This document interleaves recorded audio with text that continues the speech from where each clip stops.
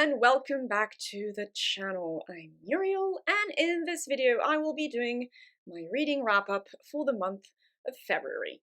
Last month I read a total of 5 books, and 2 very short stories is how I'm going to put it. Starting with the non-fiction this time, I read Time to Think, written by Hannah Barnes. To put it very succinctly, this is essentially an account of what went wrong with the Gender Identity Development Service at the Tavistock Clinic in London, leading to it shutting down. And I found it to be a very thorough, engaging, worrying, yes, and thought-provoking piece of investigative journalism, full of compassion and a deep desire to, quite simply, understand as well. This account obviously asks a lot of questions regarding the etiology and, more importantly, safety and ethics of the currently dominant, affirmative and medicalizing model of treatment for gender, or what I prefer to call sex dysphoria, in children and adolescents. And it's a bit of a shame the political climate around this topic. This issue has become so fraught the author struggled to find a publisher for her genuinely curious and caring inquiry. But anyway, beyond the fact this book, yes, certainly adds to society's ongoing conversation, debate, fight, whatever you want to call it, regarding the problems with gender identity ideology, as some of us call it, it is also, without a doubt, an account of the limitations of and fuck-ups these can lead to in broader psychiatric care. In medical care as a whole, really, what happened with JIDs isn't just a story about potentially mistreating gender or sex dysphoria in minors, it is a story about what happens to the most vulnerable of patients, of distressed individuals when medical institutions lack proper mechanisms of oversight, safeguarding, and freaking data gathering. Honestly, amidst, not really surprising to me, revelations of too common homophobia in the service, problematic disregarding of histories of things like trauma or neurodivergence, that's what shocked me the most, by far. The fact JIDs, or the Tavistock more broadly, just didn't carry out any kind of proper data gathering and analysis. Time to Think is also a story about what happens when medical treatments aren't properly presented as being experimental because they lack a solid base of empirical evidence, and about what happens when socialized healthcare lacks the necessary funding to function optimally and crucially in the best interest of all patients. If there is one thing that should not experience budget cuts, it's freaking healthcare. So yes, I found this an important piece of journalism, not just because I'm personally a gender-critical feminist, but because I'm someone who has had extensive experience with underfunded, overloaded, and also ideologically captured by, in my case, Freudo-Lacanian psychoanalysis, mental health care, and suffered harm to a certain extent as a result. So I gave this one a very strong 8 out of 10. Although I will add, I do think the text could have perhaps been a little more streamlined. I also read The Witch's Forest, written by Sandra Lawrence and published by Kew Gardens. This very nicely illustrated publication about trees in culture and folklore completes the triangle of sorts started then continued by Ms. Lawrence's other 2 books about ethnobotany and ethnomycology, The Witch's Garden and The Magic of Mushrooms. Like its predecessors, The Witch's Forest is divided into different thematic chapters and presents both general information about the botany and ethnobotany of trees as a whole, and more precise information about different species of trees. Given the vastness of this topic, and as compared to Ms. Lawrence's 2 other books, I was actually more satisfied overall with the balance this one struck between pure botany and folklore. I'd also argue it featured a little more general information than its predecessors, but I actually like this. Outside of that, well, this book will essentially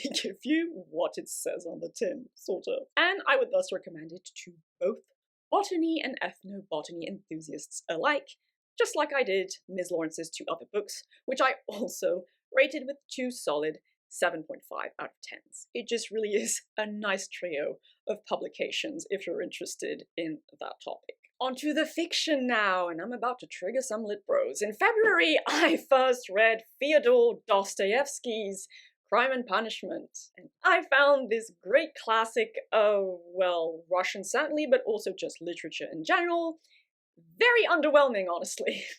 Now, I didn't expect to love it either, but I don't know, I guess I assumed it would at least be a solid 7 out of 10. But no, alas, I felt mostly bored going through Crime and Punishment, and it wound up being a 6 to a soft 6.5 out of 10 for me. I basically read this on indirect recommendation, if you will, from my ex David, and it certainly didn't help that Crime and Punishment's main character, one Raskolnikov, who commits a crime and, not really spoilers, quite frankly, does eventually get punished for it in a couple of different ways. Shock Pikachu face, am I right? Well, he reminded me of my ex in the midst of very cruel-spirited psychosis a little. Anyway, that made me a little sad. Yes, but regardless, I expected deeper psychological exploration and sociological commentary from this one, and it underdelivered. It's not, to be clear, that it was absent or that superficial, but more that I expected, well, more. Given not only Crime and Punishment's classic status, but the fact it gets promoted as one of the best novels of all freaking time, a work of genius trademark, and all the usual rigmarole. You know the drill. I can well understand this kind of story and its contents. It did feature a somewhat surprising amount of graphic, inner, and external violence or passion for a 19th century novel, to my mind. I get that that must have been boundary pushing for its time. Or maybe even that is overstated, I'm not actually sure. But then that means Crime and Punishment is, for me, more of a historical document type classic and less of an impactful story that transcends time and culture type classic. I'm also just fairly tired of more unsympathetic than not tortured men's trademark in literature and other storytelling media and art forms. Sorry, not sorry. Quentin Coldwater or, say, Kvothe types are the furthest. I'll go with that because with those kinds of characters, I can at least still genuinely see and feel a measure of character goodness, a measure of kindred spiritness, if you will, or relate on grounds of neurodiversity, mental illness, and or trauma. The subtly different archetype Raskolnikov belongs to, however, just feels tedious to me at this point, though I'll concede he's not the worst I've seen of it, thank the gods. Heathcliff. Crime and Punishment's socio-philosophical commentary wasn't worthless, it just wasn't that good. The whole proto-Ubermensch shtick was, whatever. I've seen it before, and discussed in a more engaging fashion. The points, in all fairness, I guess, to Dostoevsky for seniority here. That one bit about commune life, yes, I encountered in the text was mildly interesting to me, especially taking historical context into account. Okay, the Christian morality and redemption motif, however, I just do not and did not give a crap about. End of story. I didn't much care for the high-strung familial drama, personal preference thing, and the Svidrigailov plotline seemed rather pointless to me. No, seriously, what was that about? Also, was I meant to understand Bruv as a child molester of some sort? Was he meant to offer a compare and contrast parable type gotcha to Raskolnikov? No, seriously, I don't know. Beats me. And then there was the absolute bullshit Sofia Raskolnikov pseudo-romance. Oh my fucking god. Even Dostoevsky indulged in, wow, that escalated quickly, proto-insta love. Thanks, I hate it. Wherever or whenever it pops up. It was bad enough having good old Roscoe appeal to Sophia's empathy on the grounds of shared sinnerhood, given she prostitutes herself to provide for her step-family, though fine. That was understandable to an extent given historical context. I still hated it though. No, she decided to just follow Roscoe, come what may, because Christian redemption reasons, I think. And the book literally ended, I don't care about spoilers for a classic like this, with Bruv magically seeing the light, kind of, and both of them making grand, sweeping declarations of deep love towards one another, mostly out of the blue as far as I'm concerned. What the actual fuck? I found most of Crime and Punishment fine to decent, yes, but that ending was piping hot garbage. Fight me. And to reiterate, it wasn't that deep, okay? Because at the end of the day, and regardless of personal moral failings, Raskolnikov was clearly in need of proper psychiatric care, like so many of his ilk. Now, I clearly need an intervention of some sort because after that, I read Rebecca Yarros's best-selling Fourth Wing. Yes, though in my defense, it was a pre-planned buddy meme read, okay? And honestly, this Dragon Air Force Academy romantasy romp wasn't all that bad, given I fully expected it to be a trash fire of cringe. It certainly was cringe, don't get me wrong, and overall I cannot possibly consider this novel anything more than serviceably mediocre, and I accordingly gave it a 5.5 out of 10 rating. But given my personal tastes and preferences, given it is so easy to miss the mark hard when writing sex and romance, and given Fourth Wing is a TikTok sensation romantasy, no, I don't care if that sounds too snooty, I stand by it, this could have been an infinitely worse reading, or rather listening in this case, experience for me. On the positive side of things, the world building wasn't anything to write home about, that's for sure, but Fourth Wing does have dragons. I love me some dragons, if you didn't already know, and I liked the main, not that there were many with actual presence, mind you, dragon characters. 10, the grumpy old guy dragon, and Andana, the sweet and naive girl dragon.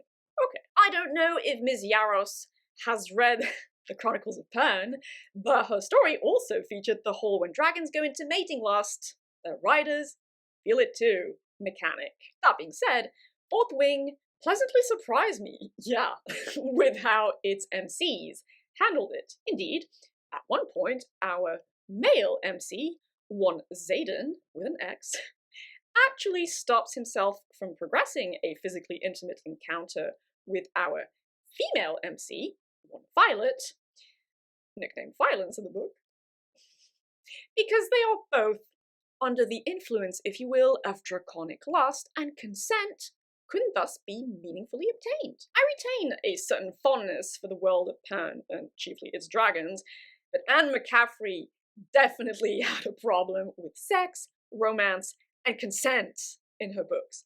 So point goes to Yarros with this one.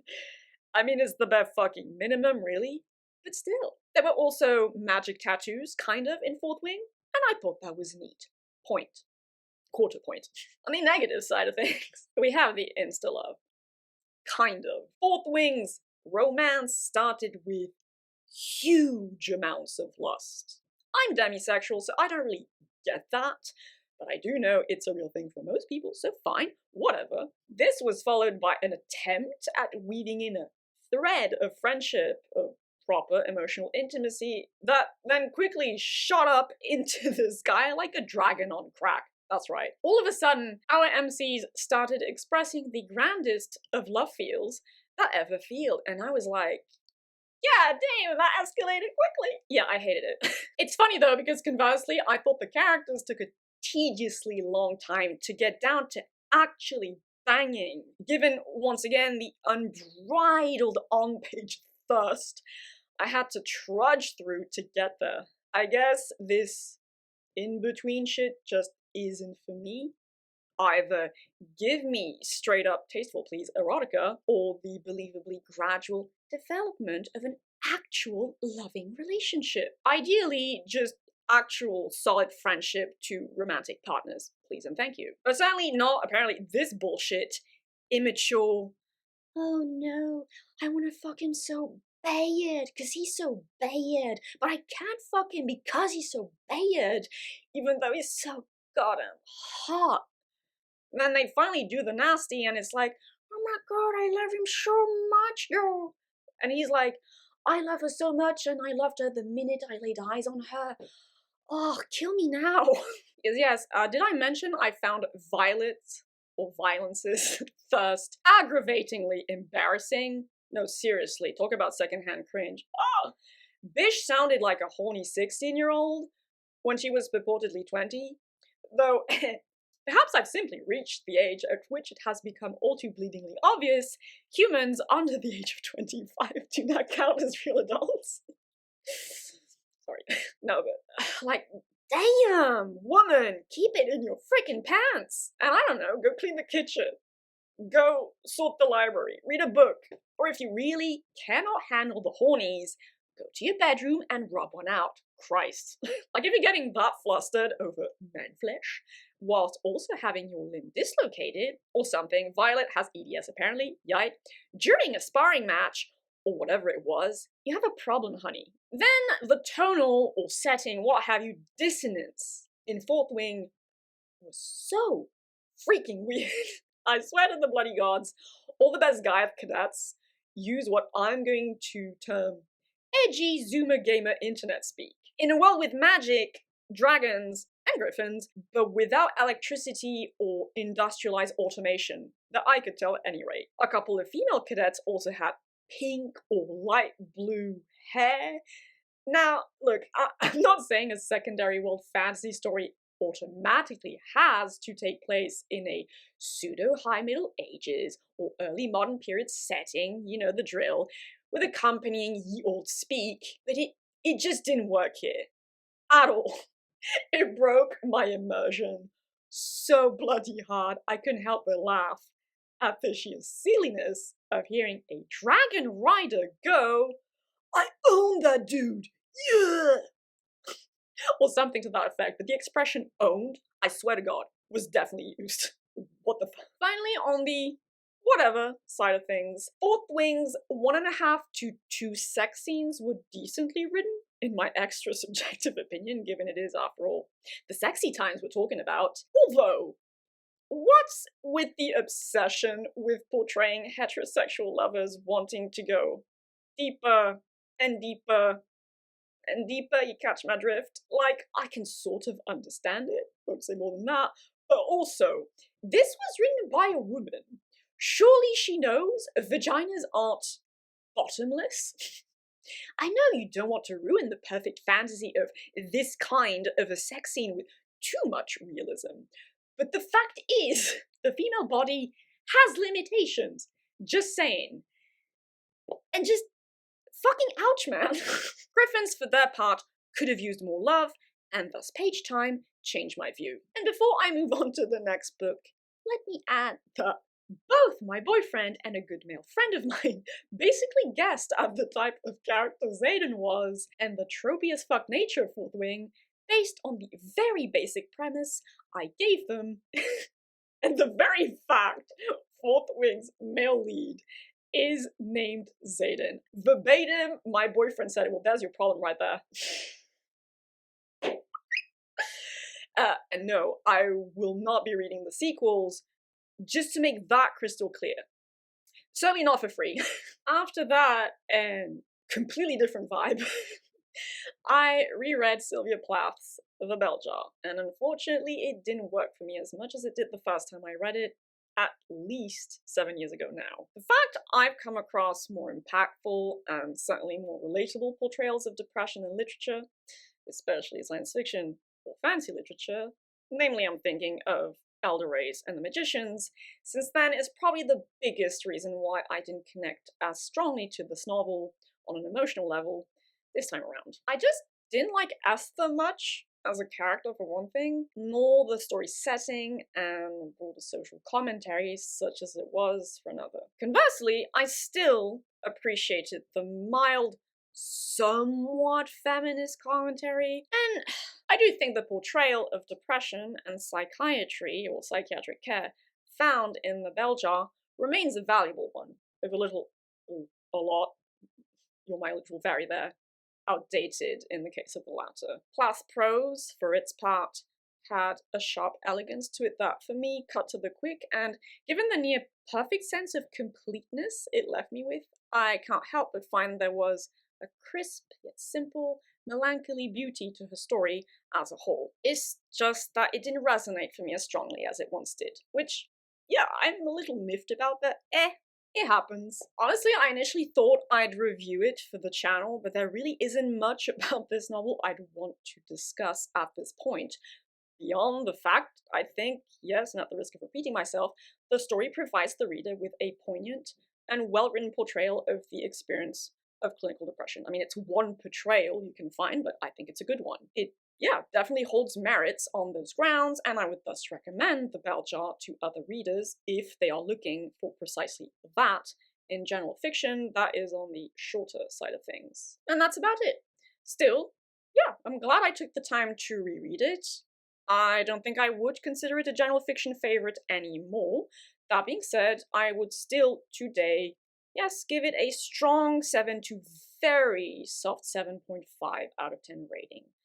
And also, I'll admit that yes, I do still vibe or find meaning with Plath's central metaphor of the bell jar overall. Finally, in February, I read 2 Chuck Tingle stories. Now, for those of you not in the know, Chuck Tingle is known for writing a shit ton of extremely short, like 15 pages short, stories that can all essentially, correct me if I'm wrong though, be categorized as very weird or absurd, meant to be funny, I think, generally but not exclusively gay smut. Meme smut, I guess. I mean, the titles give it away, really, because, before I go further, this one is specifically dedicated to my zestiest homie, you know who you are. I read Pounded by the Pound, turned gay by the socio-economic implications of Britain leaving the European Union. Yes, that is a mouthful. No pun intended there, unless you want it to be. And I read Pokebutt Go, Pounded by a Mole. There's a lot of pounding going on in the titles and the stories themselves. As an FYI, it's a feature, not a bug. Pounded by the Pound does indeed involve a dude getting pounded by a giant sentient pound coin, and I won't say more than that because the thing is literally 11 pages long. Pokebutt Go, for its part, riffs off of the game, Pokemon Go, but thankfully, I can confirm no actual Pokemon were haunted. So sorry. No actual Pokemon are involved as such, because I'm thankful because A, nightmare fuel, and B, deriving from A, please don't ruin through degeneracy, am I right? One of the only nice things about my childhood. Rule 34 just should not, exist for some things, and that's all I'll say about that. But yeah, I had a well of a time. No, seriously, Pounded by the Pound was hilarious. Pokebutt Go wasn't as funny, principally because the actual pounding to absurd humor ratio wasn't as good for me. But Pounded by the Pound, dude, I laughed my head off in places, legitimately. I screenshotted a bunch of passages to share with some friends because it was that absurdly funny. Don't get me wrong, there is in these stories very graphic sex in them bitches. Gay male sex in this case, not obviously my personal thing, but still, yes, queen slay. Here's the thing though, I'm not sure whether anyone would actually find this shit arousing. Okay, massive correction. Yes, human sexuality do be weird sometimes, so obviously at least one bitch out there is gonna find this shit arousing, right? But my point is, or my question, is Chuck Tingle's intent as a writer to actually produce fat material with these stories? Because I legitimately can't tell. What I do know is that I laughed, I'm still laughing as you can see, a lot, and that these stories worked as good, very good palate cleansers. So you know what? That's good enough for me. Yes, queen slay! And before I leave off, I'll quickly add that I also watched seasons 2 and 3 of Love, Death, Robots with my boyfriend in Rotterdam last month. And I was pleasantly surprised. Mostly by the format itself. By that I mean that watching Love, Death Robots felt like seeing an animated version of a thematic short story anthology, and I just never really come across that before. As with any anthology, the quality of each individual story will obviously vary to greater or lesser extents, but I guess I'm just glad this was made. And I hope other such SFF animation anthologies will be produced in the future. I mean, of course, you could do it with other genres, but I want me that delicious SFF. Overall, I think I enjoyed some of the Lovecraftian horror stories the most.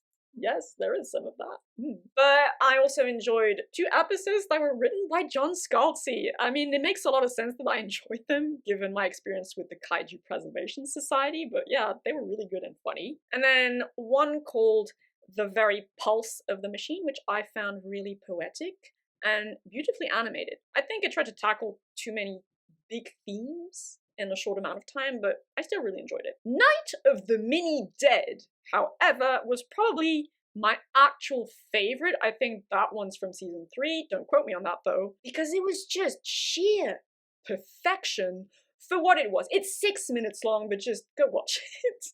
If you like zombie flicks, is what I'm going to say, and miniature animation, I loved it so much. Now, I haven't actually seen season 1, and I'm not entirely sure I will watch it in the future, given there are a lot more episodes and I suck at watching shows on my own, but whatever. And my boyfriend, who has seen it, told me the variation in quality, or like the differences in quality, are even greater than with seasons 2 and 3, so I don't know. We'll see. So that concludes my reading wrap-up for the month of February. I know I've been a little absent from the channel. This is because, well, for one thing, a big thing, the stuff I've been reading since the beginning of the year just hasn't been that good. In fact, some of the books I read were outright bad, or just, tediously mediocre.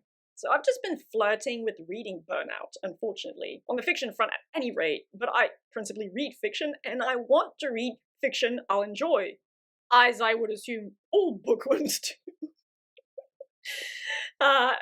Fuck it, you know what? I want to read fiction I'll love. I want to read fiction I'll love. The Bell Jar is the best novel I've read so far this year, and even that left me a little disappointed given, well, yeah, I didn't like it as much as the first time I read it. Hashtag Sag Life. More recently, I've also just been busy with a creative project, and then my mental health decided to be a bitch. As she, apparently it's a she, don't ask, is still annoyingly want to do. Still, I don't want to end on a negative note. Some of you seem to enjoy my Infinite Jest reading vlog and summarized review, and I'm happy to say I received enough positive feedback, shall we say, to consider doing something like that again in the future. Almost certainly, really. So yay! As to my March TBR, well, I'm doing the first Law trilogy, written by none other than Joe Abercrombie. In fact, I've already read book 1 of The Blade itself, and it was fine.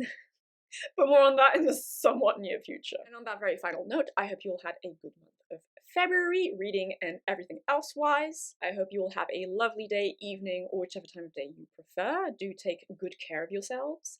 Thank you for the continued support, and I shall see you all, hopefully reasonably soon, in the next video. But until then, bye-bye.